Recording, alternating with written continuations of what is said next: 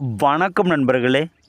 மந்திரமே இல்லாமல் எதிரிகளை எப்படி அழிக்கிறது, இதுக்குண்டான முறையை சொல்கிறேன். ஆனால் இந்த முறையை ஒருவருக்கு நீங்கள் பயன்படுத்திட்டீங்க அப்படின்னா அவங்க மிகவும் பாதிக்கப்பட்டுருவாங்க. யாரும் தவறான நோக்கத்துக்கு பயன்படுத்தாதீங்க.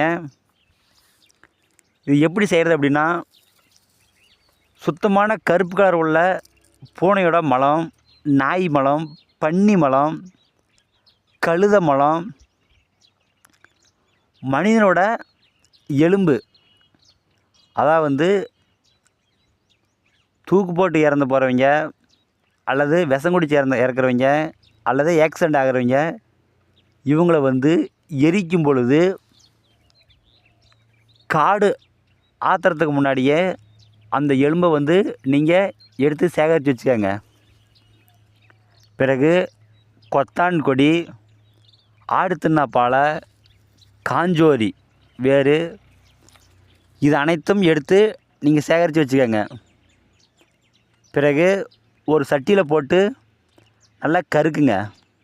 கருக்கி அந்த கருக்களை எடுத்து கல்வெத்துலிட்டு நல்லா அரைக்கணும். அரைக்கும் பொழுது கழுத நெய் விட்டு நல்லா அரைக்கணும். அரைத்து ஒரு டப்பில் வலித்து வச்சுக்கோங்க.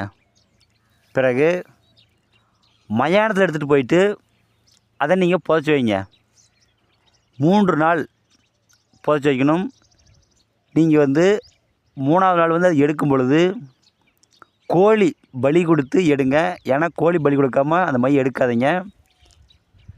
கோழி பலி கொடுத்து அந்த மையை எடுத்துகிட்டு நீங்கள் யாரோட வீட்டில் தடவிட்டீங்க அப்படின்னா அவங்க குடும்பமே அழிஞ்சு போயிடுவாங்க. அந்த வீடு பாழடைஞ்சு போயிடும். இது மந்திரமே இல்லாமல் தந்திரத்திலே இந்த அனைத்து வேலையும் செய்யலாம். ஆனால் இது யாரும் தவறான செய்யாதீங்க. நல்ல காரியத்துக்கு மட்டும் நீங்கள் பயன்படுத்துங்க.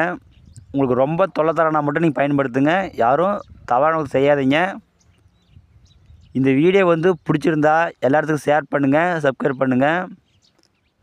மாந்திரீகத்தில் உங்களுக்கு எந்த டவுட் இருந்தாலும் சரி எனக்கு ஃபோன் பண்ணுங்கள். கண்டிப்பாக நான் சொல்கிறேன். நன்றிங்க.